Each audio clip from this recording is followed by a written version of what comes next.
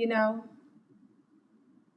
hurt has a way of tunneling into hearts with drills of insecurity, burrowing holes of mistrust deep within our flesh, burning down pillars of esteem as the ashes fill our lungs and chokes life from us slowly. Hurt attacks our raw materials like love and trust, digging them up bit by bit. Industrial colonialism in the confines of ribcage.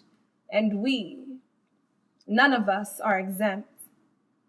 Offense cements heart chambers, making us callous until we no longer feel. Abuse from those that proclaim their love for us bruises egos, leaving black and blue memories embedded in our minds. Ridicule unloads the baggage of unforgiveness and shame at the doorstep to our souls until we can no longer be consoled by locking ourselves with bolts and chain inside the inhabitants of fear.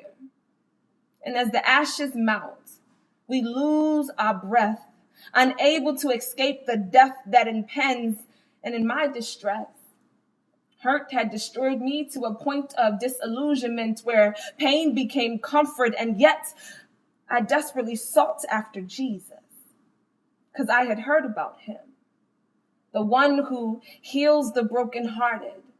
And so with shallow pants, I ran to him in haste, approached with fists full of gray dust mixed with tears, regrets, mistakes, clenched tightly until the powdery remains took the forms of the insides of my palms.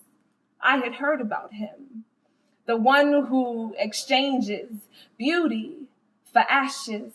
Never had I met anyone to take my nothing and replace it with something so priceless. I fell down before him.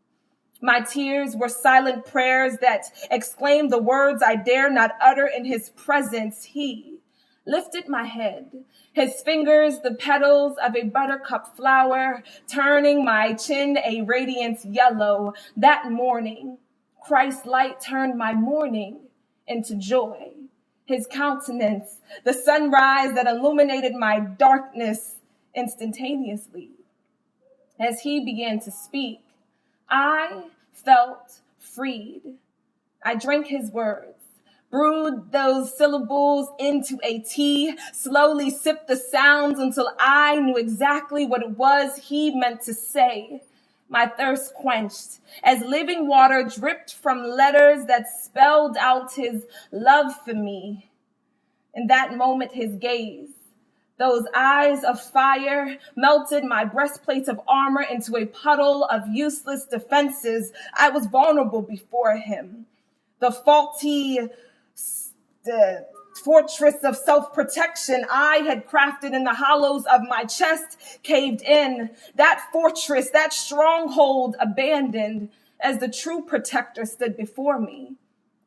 He called me beautiful, told me that I am my totality, spirit, soul, and body was made in his image. The feeling of love became so vivid as he took a hold of my fists and peeled back my fingers, one at a time, until my palms were open and the residue of my affliction exposed.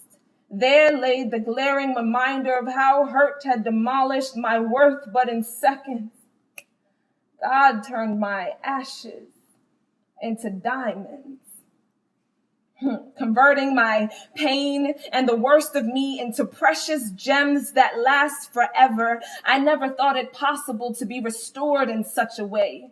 My heart fully revived, pounded out a song of freedom I could not ignore. I looked to him and was radiant with joy, my face no longer covered with shame. He told me that true healing can be found only in him, and that the counterfeit methods I had entertained lacked the power to make me beautiful and whole. And so now I know where to seek for the peace that my understanding it surpasses. I'll simply go after the one who will exchange beauty for my ashes.